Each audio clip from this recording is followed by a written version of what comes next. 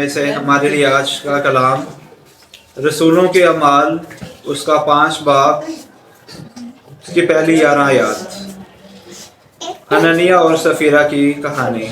Hananiah नामी एक शख्स था जिसने अपनी बीवी सफीरा से मिलकर कुछ ज़मीन बेच दी और उसकी बीवी को खबर होते हुए दाम में से कुछ रख छोड़ा और कुछ हिस्सा लेकर रसूलों के पाँव में रखा।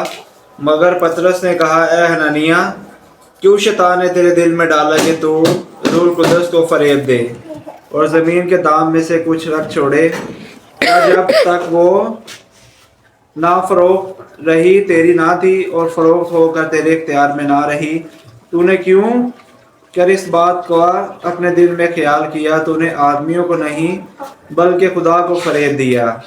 ये बातें सुनते ही हननिया गिर पड़ा और उसकी जान निकल गई और सब सुनने वालों को बड़ा खौफ आया और उन नौजवानों ने उठाकर उसे कफनाया और बाहर ले जाकर दफनाया। और तकरीबन 3 घंटे के बाद ऐसा हुआ कि उसकी बीवी इस माजरे से बेखबर अंदर आई और पतरस ने उसे कहा, मुझे बता कि तूने इतने ही को ज़मीन बेची थी? वो बोली, हाँ, इतने ही को। फिर पतरस ने उससे कहा, तुमने क्यों ऐसा किया है कि रूह खुदा को आजमाए? देखो, तेरे शौहर के दफनाने वालों के पाँव दरवाजे पर हैं, वो तुझे भी ले जाएंगे। उसी दम वो उसके पाँव में गिर पड़ी और उसकी जान निकल गई। और नौजवानों ने अंधा आकर उसे मुर्दा पाया और बाहर ले जाकर उसके शौहर के पास दफनाया। और तमाम कलीसिया को बल्कि उन बातों के तमाम सुनने वालों को बड़ा खौफ आया। खुदा के पाक कलाम का पढ़ा उस तो नजर हम सब के लिए से बरकत। खुदाम के जिंदा जलाली पाक नाम में आप सबकी सलामती हो। आज हम खुदावंद का शुक्र अदा करते हैं कि खुदावंद ने एक और दिन हमारी ज़िंदगी में अता किया कि उसके सुंदर कदमों में आकर उसकी शुक्रगुजारी करें, उसे अपनी गलती गुनाहों की माफ़ी मांगें और उसकी हम्दो सना परस्तिश करें ताकि उसके पसंदीदा और उसके अच्छे और प्यारे लोग बन सके। आज हमारे लिए खुदावंद के ज़िंदा पाक कलाम में से बहुत खूबसूरत कलाम है रसूलों के अमाल उसके 5 बाब में हम देखते हैं कि हननिया नाम और उसकी बीवी सफीरा की कहानी के बारे में। हननिया एक शख्स था, उसने अभी बीवी से मिलकर ज़मीन का कुछ हिस्सा बेचा और उसकी बीवी को खबर होते हुए दाम में से उसने कुछ रख छोड़ा। उन्होंने ज़मीन के हिस्से में हेरा फेरी की। उसने कहा था कि ये सारा माल जो ज़मीन का मैं बेचूंगा वो रसूलों के कदमों में रखूंगा और रसूल उस रुपया पैसे को लेकर उन लोगों की मदद करते थे जो गरीब, यतीम या मस्कीन, जो ज़रूरतमंद होते थे, जिनको उनकी ज़रूरत थी वो उनकी मदद करते थे। हननिया और सफीरा ने भी ये अहद किया था कि हम जो ज़मीन बेचेंगे अपनी वो रसूलों के कदमों में रखेंगे और रसूल आगे वो जिन लोगों की वो मदद करना चाहते हैं उनकी करेंगे। हननिया और सफीरा ने भी ऐसा ही किया कि अपनी ज़मीन बेचकर रसूलों के कदमों में रखे, मगर उन्होंने कुछ रुपए उस ज़मीन में से रख छोड़े। उन्होंने सोचा कि शायद किसी को पता नहीं चलेगा कि हम ये पैसे रख लेते हैं, मगर खुदावंद तो दिलों और गुर्दों को जानने वाला बाप है। और रसूलों ने भी खुदावंद के पाक रूह से हिदायत पाकर हननिया से पूछा कि तूने सारा ज़मीन का सारा हिस्सा दे दिया है? तो हननिया ने कहा, हाँ। तो पतरस ने कहा, हननिया, क्यों शैतान ने तेरे दिल में ये डाला कि तू रूह कुदस को फरेब दे और ज़मीन के दाम में से कुछ रख छोड़े? जब वो फ़रोख्त ना हुई थी तो वो तेरी ना थी और अब फ़रोख्त हो गई है तो वो तेरे इख्तियार में नहीं रही। वो खुदावंद का माल हो गया है, वो अब उसमें से कुछ भी तेरा नहीं, वो सारे का सारा खुदावंद का है। तूने ये क्यों किया? तूने आदमियों को नहीं बल्कि खुदावंद को फरेब दिया है, धोखा दिया है। ये बातें सुनते ही हननिया गिरा और उसकी जान निकल गई और नौजवानों ने आकर उसको बाहर जाकर कफनाया। और तकरीबन 3 घंटे के बाद उसकी बीवी इस माजरे से बेखबर अंदर आई। उसको नहीं था पता कि मेरे शौहर के साथ ये हुआ है या उसको वो फौत हो गया है, मर गया है, उसको दफन कर दिया गया है। वो अंदर आई और पतरस ने उससे कहा, मुझे बता, तूने इतने ही को ज़मीन बेची थी? वो बोली, हाँ, इतने ही को। फिर पतरस ने उससे कहा, तुमने क्यों एका किया है कि रूह खुदा को आजमाओ? देख, तेरे शोहर को दफनाने वालों के पांव दरवाजे पर हैं। वो तुझे भी बाहर ले जाएंगे और तुझे भी अपने तेरे शोहर के साथ दफना देंगे। उसी दम वो उसके पाँव में गिर पड़ी और उसकी जान निकल गई। और नौजवानों ने आकर उसके मुर्दा पाया और बाहर ले जाकर उसके शोहर के साथ उसे भी दफना दिया। और तमाम सुनने वालों पर खौफ छा गया। इससे ये हमको ये नसीहत मिलती है कि जब हम खुदावन के घर में कुछ देने का इरादा करते हैं या खुदावन से वादा करते हैं कि खुदावन के घर में हम ये देंगे, तो उसे हमें फिरना नहीं चाहिए, बल्कि जो खुदावन का है वो खुदावन को देना चाहिए। खुदावन हमको उसके बदले में 1000 गुना अता करेगा, क्योंकि वो सब कुछ देने की कुदरत रखता है। वो तो अपने बंदों को नींद ही में दे देता है। इस तरह हमें भी चाहिए कि वो हननिया सफीरा की तरह खुदावन को या खुदावन के बंदों को या खुदावन के पाकरू को फरेब ना दे, बल्कि जो भी खुदावन का है वो खुदावन को दे। जो हमने वादा किया है या जो हमने मन्नत मांगी कि हम खुदावन को देंगे, वो हमें देना चाहिए। इसे हमें फिरना नहीं चाहिए, नहीं तो खुदावन नाराज़ होगा, खुदावन का पाकरू नाराज़ होगा और उसे हमें सज़ा मिलेगी और वो हमेशा की दोज़ख की सज़ा होगी जो और उस आग में हमें डाला जाए, वो कभी बुझने की नहीं। इस तरह हमें अपने गुनाहों की हर वक्त माफ़ी मांगनी चाहिए खुदावन से और खुदावन के हजूर में सच्चे दिल के उसके हजूर में आना चाहिए, अपनी गलती गुनाहों की माफ़ी मांगनी चाहिए और हमेशा सच्चे दिल से खुदावन के घर में आए, उससे मांगे और वो हमें सब कुछ देने की कुदरत रखता है, क्योंकि वसीम भला प्यारा बाप है। खुदावन मुझे और आप सबको इस कलाम के वसीला से बहुत बरकत अता करे। आज खुदावन में आप सबकी सलामती हो और हर एक सलामत रहे, क्योंकि खुदावन कहता है कि तुम सलामत रहो। आज खुदावन के खादम पास्टर आसिफ खान साहब ने, जो कि कलामे मुकद्दस में से रसूलों के अमाल उसका 5 बाब में यूं लिखा है कि हननिया और सफीरा, उनका आज भी ये बात है कि पहले तो खुदावन कहता है कि तुम मन्नत ना मानो, तुम मन्नत ना मानो, जे मानी है तो उसे दे दो, जे नहीं दोगे तो फिर खुदावन लेने का ताकतवर समझ। और लोग उसको पतरस को देते, ये गरीबों की मदद की जाए या खुदा के काम पर लगाया जाए, तो वो उन्होंने कहा कि हमारी अगर जमीन बिक जाए तो हम वो सब के सब पैसे पतरस को दे देंगे कि वो जिस जगह पर उसने खर्चा करना है, जिस जगह पर किसको उन्हें देना है, वो दे दे।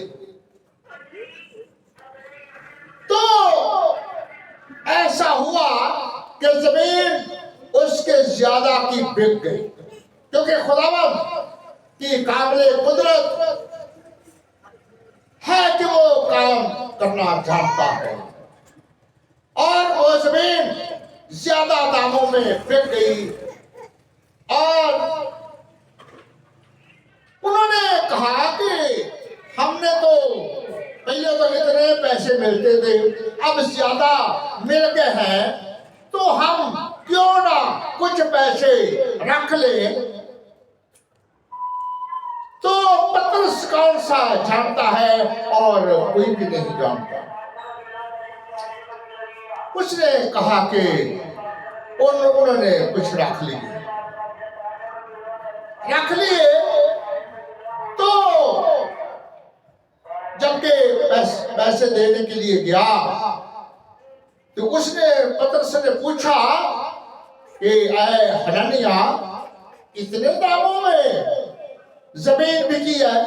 उसने कहा हाँ, खुदावन इतने में बिकी है। तो उसने वो गिरा और मर गया और उसे दफनाने के लिए ले गए। जिस वक्त तो 3 घंटे के बाद सफीरा आई और उसने कहा, पतरस ने कहा कि जमीन इतने की बिकी थी? उन्हें कहा खुदावंद इतने की बिकी थी। उसने कहा कि देख, जो तुमने सलाह की, मशवरा किया और वो तुमने गलत किया है।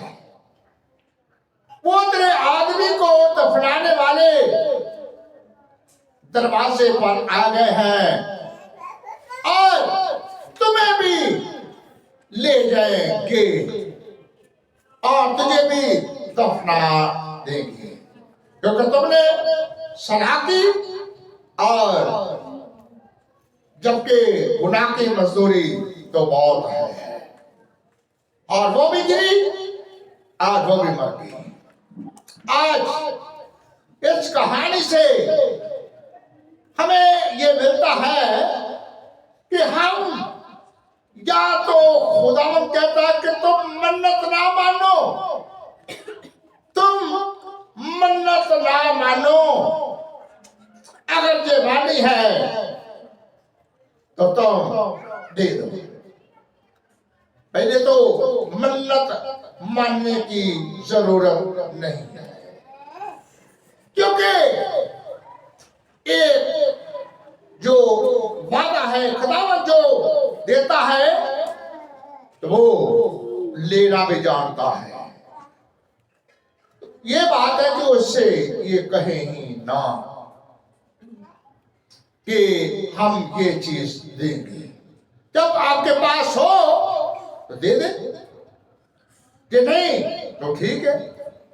ऐसे देखो कि खुदावंद का कह देते हैं कि हम इसे खुदावंद का खादम बनाना है, तो जबकि खुदावंद सुनता है और उसको कहते हैं कि हमने इसे फादर बनाना है या इसको पादरी बनाना है, तो वो खुदा सुनता है।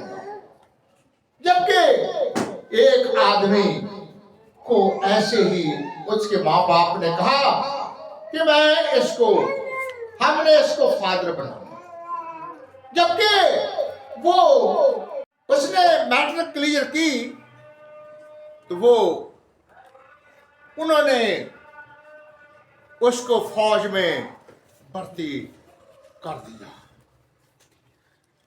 दिया तो वो कुछ देर उसने नौकरी की तो वो बीमार हो गया।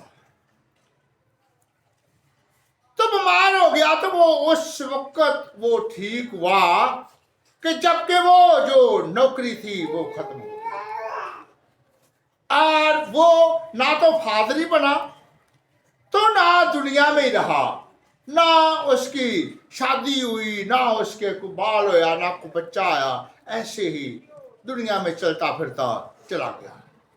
हमें जरूरत इस चीज की है कि हम मन्नत ना माने। हाँ, ये कहें कि अगर खुदावंद ने कहा, खुदावंद ने हमें हिम्मत और ताकत दी कि ये हम खुदावंद को दे देंगे।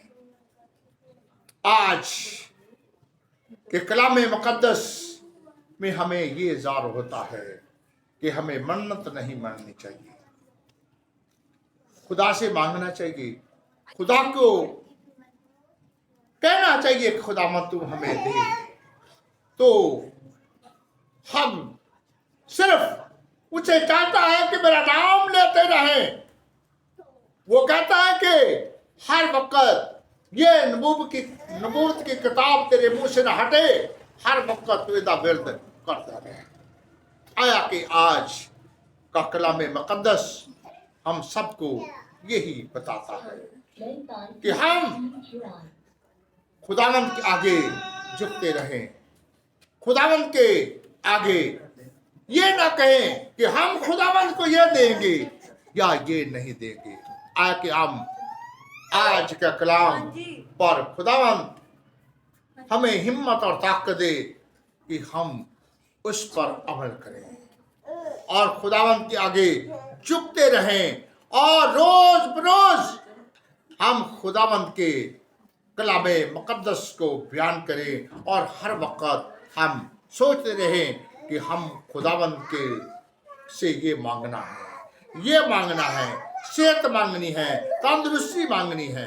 ये हमें ज़रूरत है कि हम अपने सर को झुकाएं और खुदावंद की तख्त के सामने सिर को होएं कि हमारा हदी और नमा है, हमारे दिल और गुर्दे से वाकिफ है कि हम किसके चीज़ के मोहताज हैं।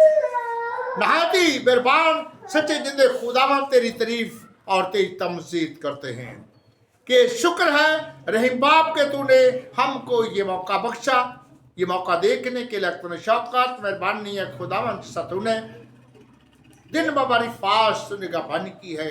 इस वक्त ले तूने हमारे ये को खुदावंद तेरी हमद के गीत गाए बच्चों ने और तेरे खादम ने कलाम मुकद्दस को बयान किया और उसके तूने एक एक की होंठों का जुम्मा लिया और एक एक को बहुत ज़्यादा अपने बंदे को तू हर वक्त इस्तेमाल करता है, जोर बख्शता है और सब बच्चों को एक एक खादम को जोर बख्शना है खुदावंद, एक एक खादम के साथ रहना है खुदावंद, एक एक को बड़ी बरकत देनी है, सेहत और तंदुरुस्ती देनी है, बड़ी बरकत दे खुदा। हमारी अर्ज़ा दरख्वास्त सुन और कबूल कर, मसीह यीशु दवा सदी की मांगती हैं, आमीन। ऐ हमारे बाप तो जो आसमान पर है, तेरा नाम पाक माना जाए, तेरी बादशाह आवे, तेरी मर्जी जैसे आसमान पर पूरी होती है जमीन पर हमारे रोज रोटी आज हम दे और जिस अपने कर्जदार को बख्शे दूसरा ने कर सब माफ कर दे, आजमाइश सानू आजमाइश से न पाओ, बल्कि सब बड़े बचा सच्चा के क्योंकि बादशाह कुदरत जलाल हमेशा तक तेरा है।